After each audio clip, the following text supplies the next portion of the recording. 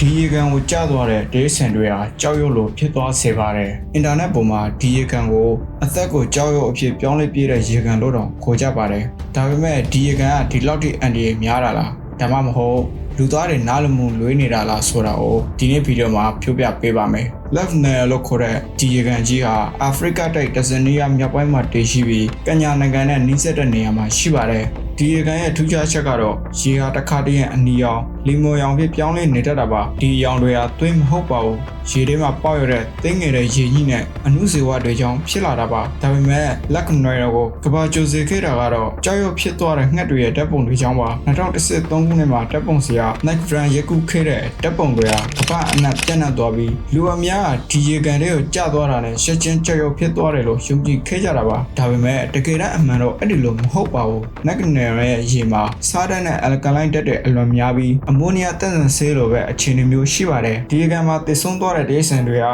အချိန်ကြာလာတဲ့အခါသူတို့ရဲ့ခန္ဓာကိုယ်မှာစားနဲ့တက်တူတက်တွေကက်လာပြီး၆သွေးမှာကျိုးဟာကြောက်ရွံ့လို့ပုံစံဖြစ်သွားတာပါဒါကြောင့်ရေတွေကျသွားတာနဲ့ရှက်ချင်းကြောက်ရွံ့ဖြစ်သွားတာမျိုးမဟုတ်ပဲတပွားဖြစ်စဉ်တစ်ခုကြောင့်တဖြည်းဖြည်းပြောင်းလဲသွားတာဖြစ်ပါတယ်အန်ဝတ်စရာတစ်ခုဟာဒီလိုအန်ရီများတဲ့ရေကန်ကြီးဟာဖလက်မန်ကိုငှက်တွေအတွက်တော့အကောင်းဆုံးမျိုးပွားရနေရာတစ်ခုဖြစ်နေတာပါ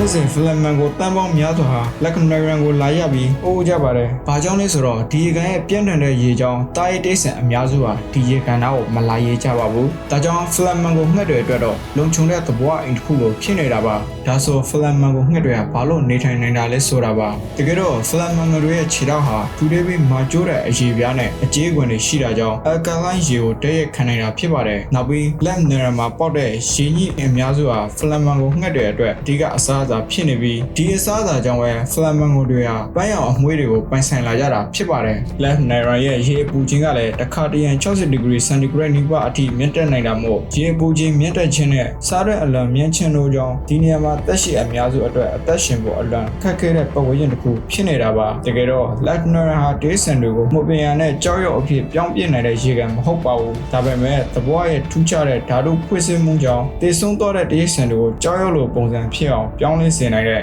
ကဘာပေါ်ကအထူးဆန်းဆုံးရေကန်တွေထိကတကန်တော့အမှန်ပဲဖြစ်ပါတယ်။သဘောတရားဟာတစ်ခါတလေမှာ10ခုနဲ့တော့မှန်းဆလို့မရတဲ့အရာတွေကိုဖန်တီးပေးနိုင်ပါတယ်။အဆုံးလေးကြည့်ရှုပေးရတဲ့အတွက်ကျေးဇူးအထူးတင်ရှိပါတယ်။ Like and subscribe လုပ်ခဲ့ဖို့မမေ့ပါနဲ့။ကျွန်တော်ကတော့ Handstan Founder ထင်းနိုင်ဖြစ်ပါတယ်။နောက်ဗီဒီယိုမှာပြန်လည်ဆုံတွေ့ကြပါမယ်။